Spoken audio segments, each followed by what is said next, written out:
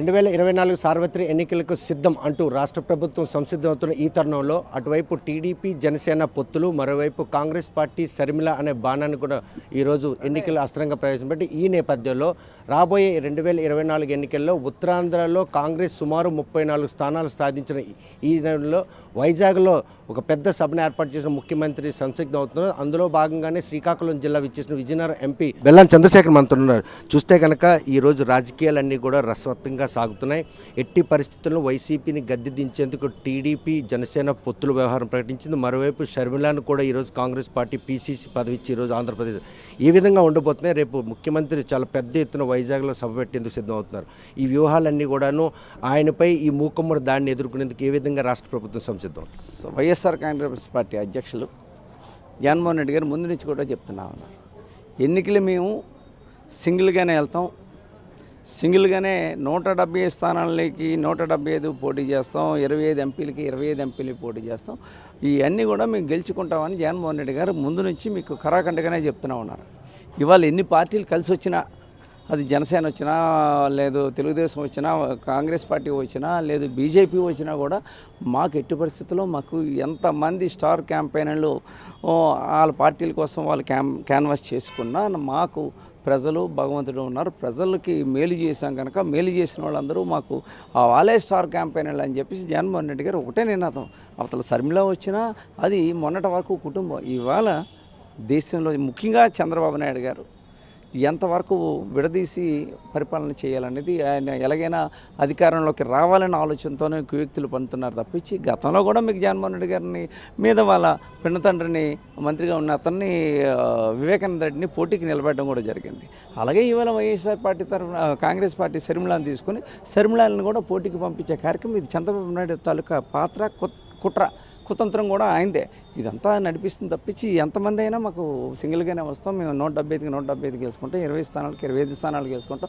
షర్మిల గారు కనుక ఎవరు వచ్చినా మాకు ఇదే స్టాండ్ మీద కాంగ్రెస్ పార్టీ కూడాను 175, 25 ఎంపీలు కూడా పోటీ చేసిన సంసిద్ధవుతున్న ఈ తరుణంలో ఓవైపు అధికార పార్టీకి సంబంధించినట్టు ఆశావాహులు చాలామందిలో ఈరోజు ఈ సఫలింగ్స్ అన్నీ కూడాను కొంత అంటే అసమ్మతి ఇచ్చేసేటట్టు, అదే కనుక జరిగితే ఈరోజు లాంటి కాంగ్రెస్ పార్టీకి చేరేందుకు ఉండే అవకాశాలు కూడా. మీరు కాంగ్రెస్ పార్టీ అనేది అవుట్డేటెడ్ పార్టీ. ఈ రాష్ట్రాన్ని 2 ముక్కలుగా విభజించి ఆ విభజనలో కూడాను ఏ అంశాన్ని కూడా పొందుపరచలేదు. ఆవేళ ఒక జీవో ఇచ్చినట్టయితే ఈరోజు ప్రత్యేక హోదా ఇస్తామని చెప్పో, లేకపోతే రాష్ట్రానికి ఒక క్యాపిటల్ ఇది పెట్టుకొని క్యాపిటల్కి సంబంధించి కన్స్ట్రక్షన్ చేసి ఇస్తామని చెప్పో, ఏదో ఒకటి ఆవేళ విధి విధానాలు కాంగ్రెస్ పార్టీ చేయాలి. ఆవేళనే కావాలనే ఆవేళ ఆంధ్రప్రదేశ్ రాష్ట్రాన్ని మరి కట్టుబట్టలతో పంపించే కార్యక్రమం కాంగ్రెస్ పార్టీ చేసింది. ఇవాళ ప్రజలందరికీ తెలుసు. ఎట్టి పరిస్థితుల్లో కాంగ్రెస్ అంటే ఇవాళ ఒక సీటు కూడా గతంలో రాలేదు, కనీసం డిపాజిట్లు కూడా రాలేదు. ఇప్పుడు అదే పరిస్థితి. ఒకవేళ 4-10 మంది ఆశావాదులు దీంట్లో రాకపోతే అక్కడికి వెళ్ళొచ్చు, కానీ వెళ్ళినంత మాత్రం వైఎస్ఆర్ కాంగ్రెస్ పార్టీకి నష్టం లేదని చెప్పి మీకు తెలియజేస్తాను. 5 ఏళ్ల పాటు దిగ్విజయంగా విజయనగరం ఎంపీగా చేసిన బెల్లాని చంద్రశేఖర్కి ఈసారి ఎంపీ సీట్ వచ్చే అవకాశం లేదన్నట్టు ఒక నాండు ఉంది, నిజమేనా? అధిష్టానం ఏది నిర్ణయిస్తే అది మనం చేయడానికి మేము సిద్ధంగా ఉన్నాం.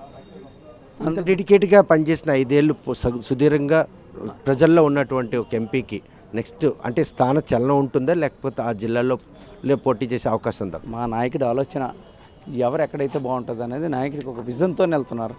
మా నాయకుడు ఏంటి చెప్తే మేము పార్టీకి పనిచేయడానికి, పార్టీ కష్టపడి పనిచేయడానికి, పార్టీని 2024లో అధికారం తీసుకురావడానికి మేము కష్టపడి పనిచేస్తాం.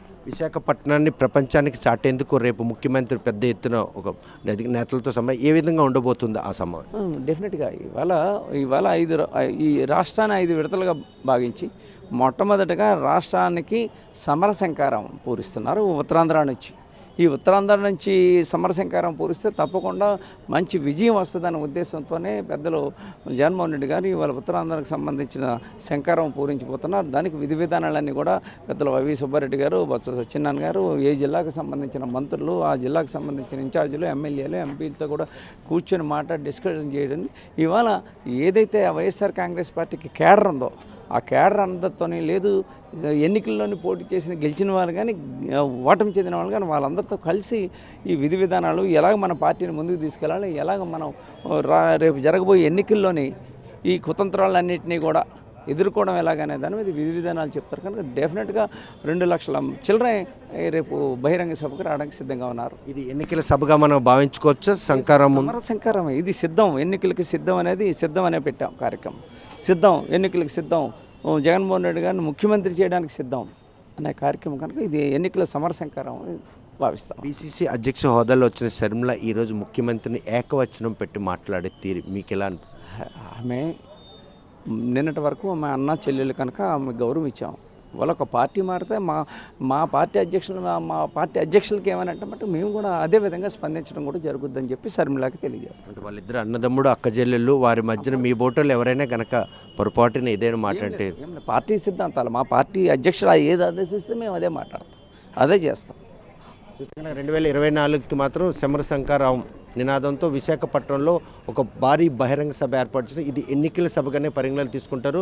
2024లో మూకుమ్మడిగా అన్ని పార్టీలు తమపై దాడికి పాల్పడుతున్న ఈ తరుణంలో సంక్షేమం అభివృద్ధి ధ్యేయంగా 5 ఏళ్ల పాటు ప్రజల్లో ఉన్నటువంటి ముఖ్యమంత్రి మళ్ళీ ముఖ్యమంత్రిని చేయాలన్నటువంటి ఉద్దేశంతోనే తాము చేస్తున్నట్టు ఈ సభ మాత్రం సక్సెస్ అవుతుంది.